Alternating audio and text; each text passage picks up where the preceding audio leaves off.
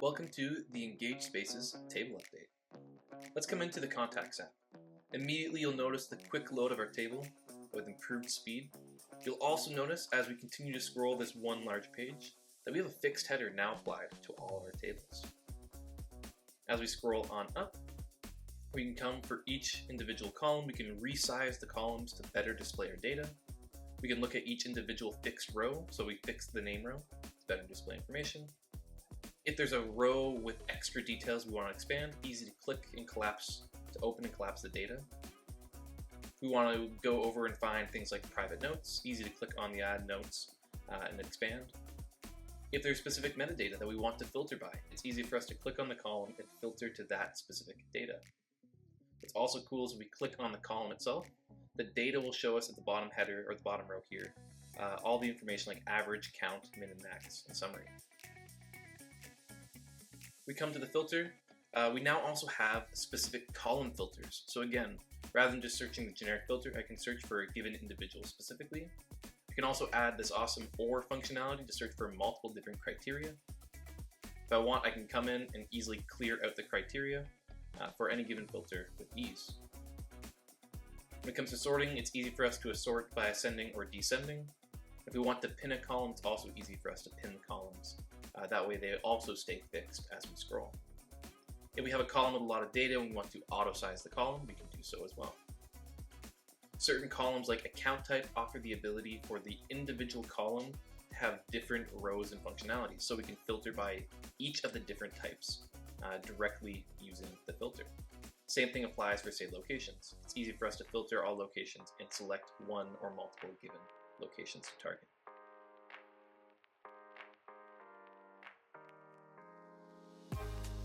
If we want as well, we have the option to select from our columns. We can actually go and remove given columns that we don't want to currently see from our visibility, making so the table is displaying only the specific information that is most practical to us at this given time. So once we go in, filter through the data, we can even grab and sort the table using this display right now. We can look at the data, we can see the tags, we can drag from the top of the columns as well. By dragging over past the pin point, we've now pinned this given column. Though if we want to remove the pin, easy to do as well. Similarly, if I want to unpin the username column, no problem at all. Drag the columns and move the columns as you see best fit to best interpret your data. Now included in this table upgrade is all of our new graphs, especially particularly in the reporting app. Things like our new graph and bar graphs to display multi-select options. The ability to directly edit and customize each individual graph is now a function of the system as well.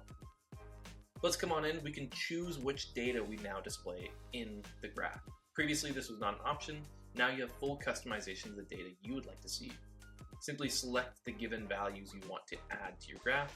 So we're going to select, in this case, youth, student, present, average. We can add as many as we'd like. Then we can scroll down here, review each individual line themselves. We can change a given line to be, say, area instead of a line. So that way we can better interpret the data. We can also customize the graph much further.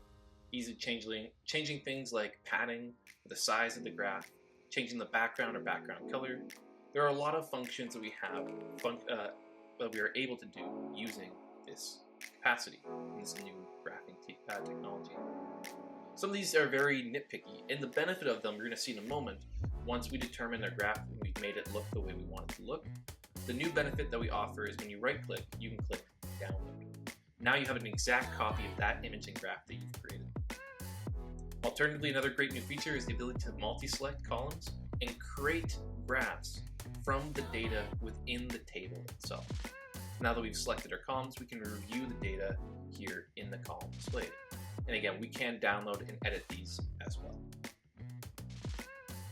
Also new to our reports, if we come into a given week, when we open up, we're now having more direct display of the responses from this given week, easy to view. We can also then toggle to the locations and have more filtered data based on per location information. Similar to what we saw previously, it's easy for us to take our columns, customize and change them around. select the columns that we want to use, and go and create charts that would best fit the data itself. Choose the graph that makes the most sense. Not all graphs are going to make sense. I don't think this plot graph makes sense for this data. Lastly, with this table upgrade, I want to talk about our tasks. Task also received quite a major upgrade with the table improvements. The ability for in our all tasks table to sort by the given channels to which the task has been created from. We have the ability to sort the status, so that way we can choose and identify the specific statuses we want to use and visualize. We can come on in and now also sort by our creator or assigned to more clearly identify what tasks our specific individuals assigned within our organization. And again, easy for us to go and clear data, to add filters, and to create the visuals that we want in this graph. Now we've already seen this as well too, the ability to use our major sort for across all fields, but also particularly sorting when it comes to our templates or sorting information by any of the other columns is now prioritized with our filter. And there you have it, just some of the key functions that have been released with this table update. There are many more minor features that have come along with this table improvement. I encourage you to play around with your new tables, try them out, identify what works best for you and how you can optimize your tables for data interpretation. If you have any more questions or want to learn more, check out Engage Spaces or go to our YouTube channel for Engage Spaces.